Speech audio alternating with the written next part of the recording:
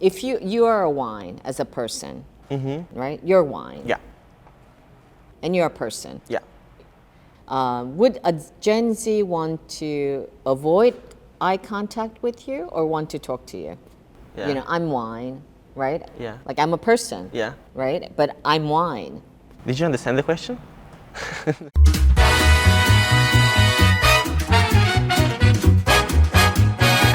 Open bar with Stevie. Okay, from Grandi Langhe to Verona, back to Verona, and it is Open Bar Stevie. Our guest today is Felix Jermann. Listen, Felix, what are you doing in Verona today? Well, first of all, I'm in Verona and I have to come and say hello to Stevie, as you know. You have to bow. I have to bow and, you know, Vinitaly is coming up soon, so looking forward to hopefully be doing something together in terms of wine tastings. But I'm here actually to visit some clients. Listen, how old are you now? 29. So are you still Gen Z? So I'm from 96, depending on, I don't know, information that you can read online, like 96 is the first of the Gen Zs or the last of the millennials. So, but do you feel more Gen Z or millennial? That is actually a question that I get asked like all the time by your generation. Thank you. I feel a little bit of both. But if you were to choose Gen Z or millennial? Yeah, I would go with millennial. You feel more millennial? Yeah. Wow, I was not expecting that. Why? I mean, because, you know, I still like to do my, you know, traditional things, you know, taking the meetings, meeting in person, taking, you know, doing things in person, you know, being with the people. I mean, I love, you know, social media, the possibilities that it creates, the opportunity that it has to, you know, share ideas, be connected. But the real projects are then done in person, and it's important. I think that the human touch is really, really important, even if we're going to a more and more digital era. And listen, so are you still part of Yerman, the winery? Oof, question, Stevie. No, you're Felix Jermann. Are you? Yes. You were the ambassador or something, right? Okay, so. So Yerman is now. Is it 100% owned by Antinori now? No, it's not 100% owned. No. There's still, of course, I was not expecting this, guys. Hello! But you can expect everything from Stevie, of course. Okay. All right, so?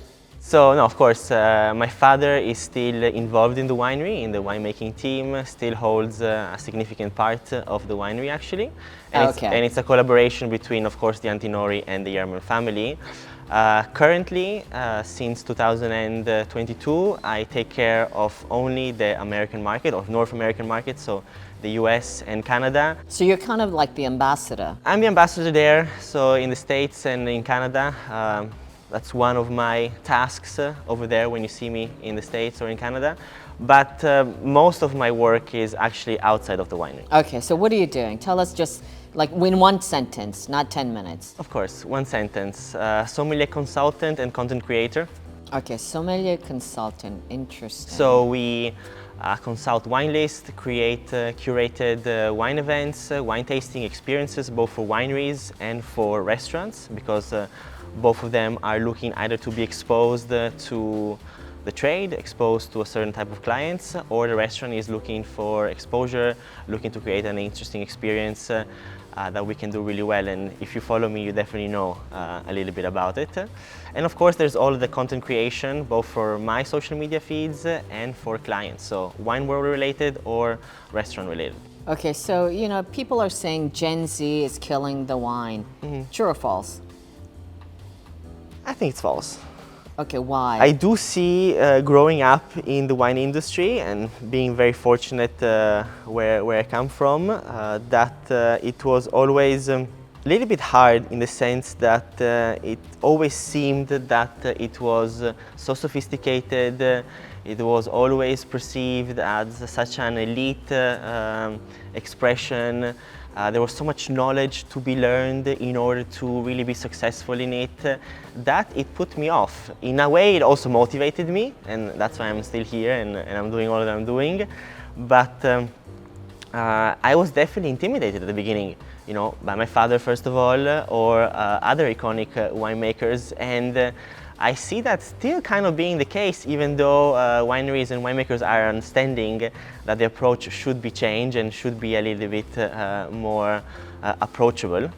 There was actually even an article by, I think it's New York Times recently, wasn't it? I think I even shared it on my social feed, that the new generation actually has the answer if we want to listen to them.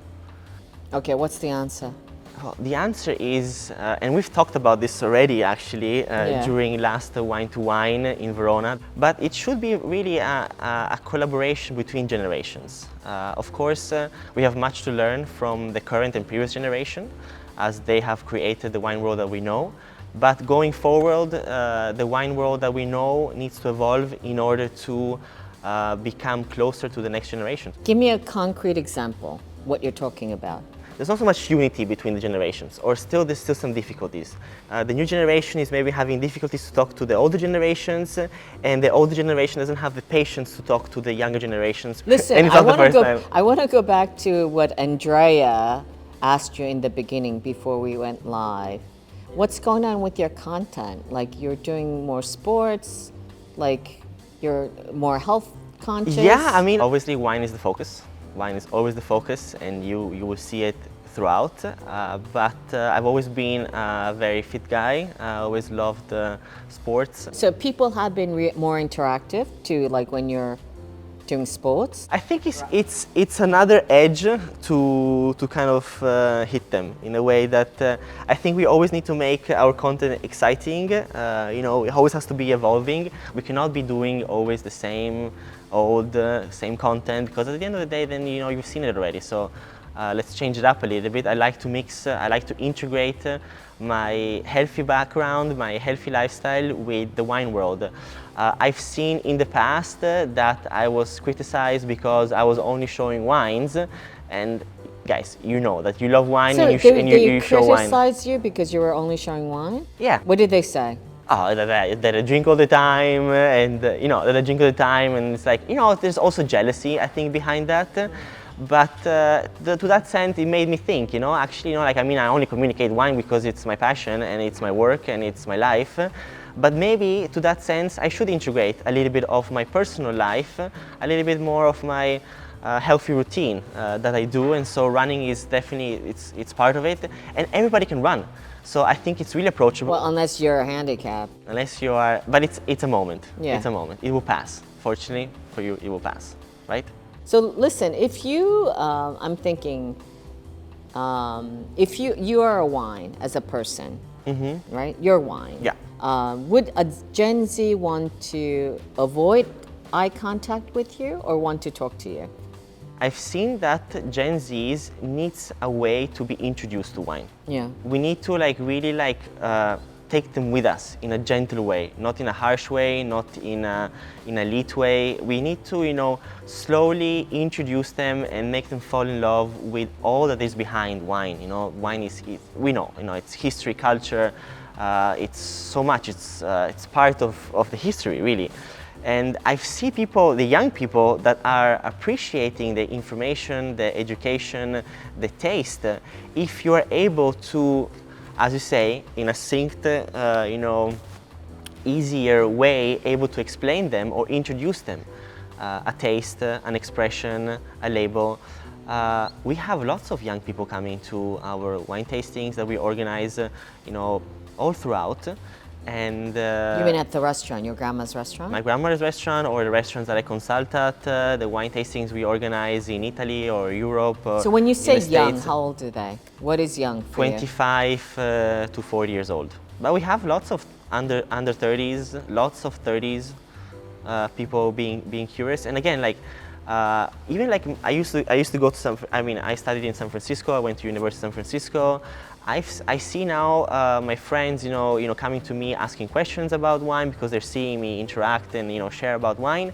But I also see them being curious. But I see that at the beginning they may be a little bit put off, even on dates. All right, give us, before we close, give us tips that you give to your clients or just in general to an Italian wine producers, tips to approach Gen Z? Not in terms of, age bracket, but in terms of mentality to the younger generation. How do you talk to them?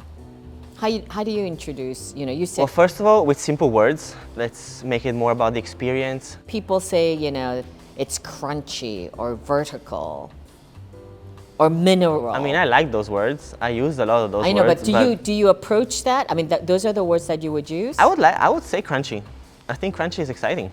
But I would say simple words, direct words, make them fall in love with their nature, with their environment. We all have so many beautiful locations, areas just in Italy, so diverse. We have so many native grape varieties, so much history and identity hidden within those, that those are really a strong point. And we actually talked about it on Wine Trends of 2025 last year in Italy, and I've introduced the topic of native grape varieties being a trend, being something that the next generation is curious about. The experience, the nature, the environment, I think it's something we can really lead to. I mean, if we go to, here in Verona, we have the Valpolicella area, even just the Prosecco, which is not too far from here, and Prosecco is super mainstream, but you go to those vineyards and they are breathtaking. The Valdobbiadene, the Cartizze area, the Valpolicella, the Soave, all of these here are breathtaking views, beautiful locations. Tasting wine in the location where it's made, I think it's really, really precious. Being able to enjoy a wine in the vineyard or around the winery where you have a perspective towards the vineyards or nature, I think that goes really a long way. I'm from Friuli, of course, I work a lot there, but I work a lot throughout Italy and not only. And every time we bring clients to the vineyards, it's always like, wow, thank you for taking me. Now I can kind of perceive, it comes from nature. It's like kind of this humbling process that makes you understand that it comes from nature, that is actually there's so much work behind it, that people make it with their passion and love, and it's a sacrifice through generation that has been made to create what we have today. And it's, I think, definitely a starting point. What about NOLO? I don't know, we talked about this last year too. I'm a little bit less passionate now. I think it will improve in the future and we will see how it goes. But it's just not very good at the moment. That's why you're not drinking it? At the moment, it's a little bit still disappointing. That's right. In my wine list, I have it. Yeah. I have it because also in the wine tasting that we organize, we always have very small proportion of people that do ask us about non-alcoholic options. Mm-hmm. So me coming from the hospitality industry as well, we want to serve. We want to make sure that you're happy, that you're satisfied of the experience, even if there's no wine. So what can there be? Of course, you can have all sorts of juices, mixed drinks, non-alcoholic mixed drinks.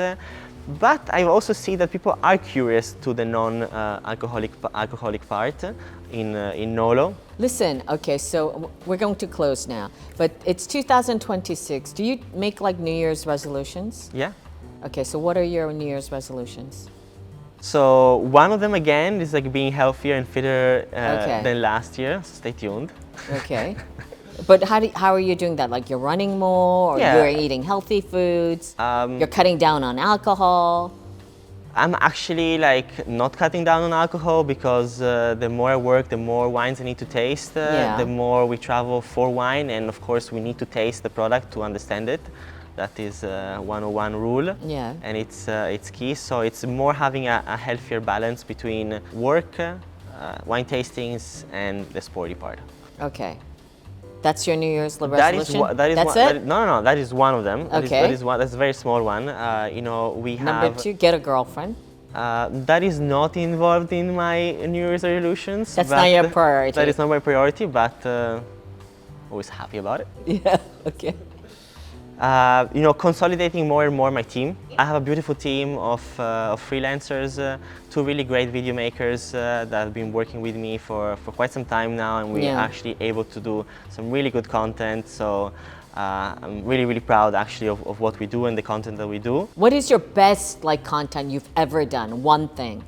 One of my favorites, honestly, is the new generation of Montalcino. It's a mini documentary on YouTube where we've interviewed key new generation producers, and it's a documentary, long format and also short format. You can find it on YouTube. But anyways, consolidating my team. looking forward to also meet new creators, to collaborate and do you know, better and more projects together. And to not forget also about my copywriter and assistant that helps me. You don't write your own copies? I direct my copies as I direct the videos. So. But do you have like other people writing for you? Yeah, yeah, because I've seen that writing. It's not even so long. Like you should check out my copies though. All right. Check out my copies, okay, but let's I think go check out his copies. What is your handle? Alojz Felix Jermann. Okay, Alojz Felix Jermann. Okay, that's it. All right, and it is a wrap. Till next time, stay tuned to see who comes for a visit next time. Pretty soon, I think. Maybe tomorrow even. Special guest. Ciao ragazzi. A presto.